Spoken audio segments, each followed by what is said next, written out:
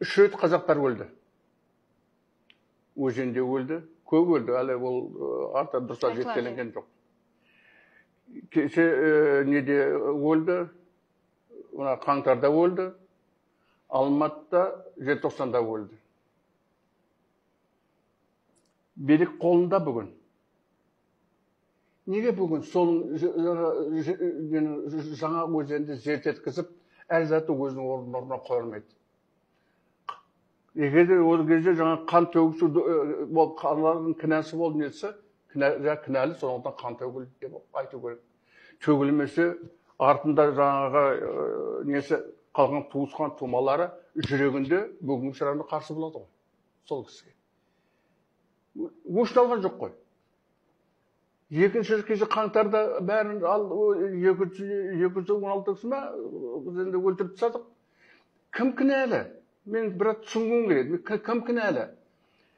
Бұл жерде бұны приказ берген, жаңағыда қолдануға рұқсат берілген бұл кісінің өзі де, ат деген өзі ғой. Неге бұл кісі егерде ақылды болатын болса, неге мәжіліске айтпады? Мәжіліс халық көтерілін деп жатыр. Ертең елдің берекеті кету керек. Сендер мынаны қараңдар, ақылдасайық, қандай шешім қабылдаймыз деп. Ол өзінің мойнына алды.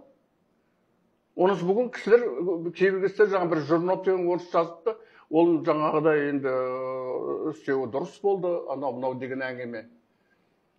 Қырып тастау оңай. Ол қан бір жерден шығады.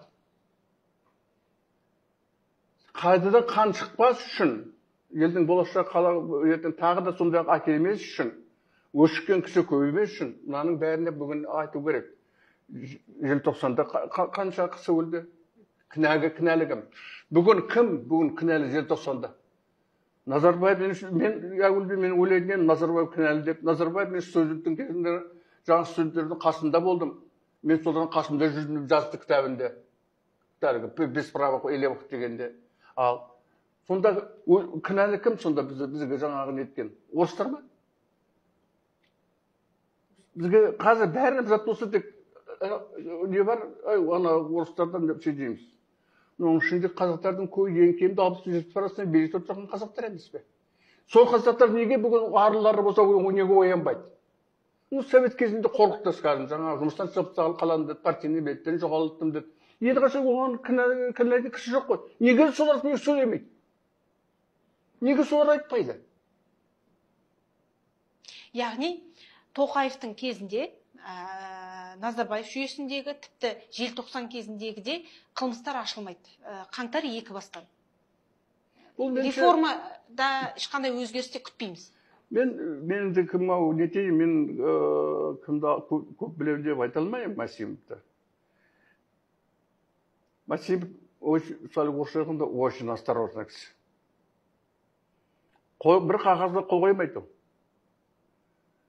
Бәрін қай қолына келсе де қағазда жаңа орынбасарының біреуі қойып, өзі қол қоймайды.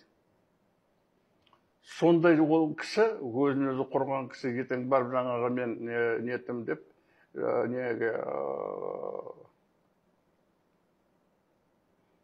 кінәлімін деп мойын алды деп, неге мен сенбеймін, ол алған жоқ мойны бір затты. Өйткені оның артында тұрған совсем басқа кісілер.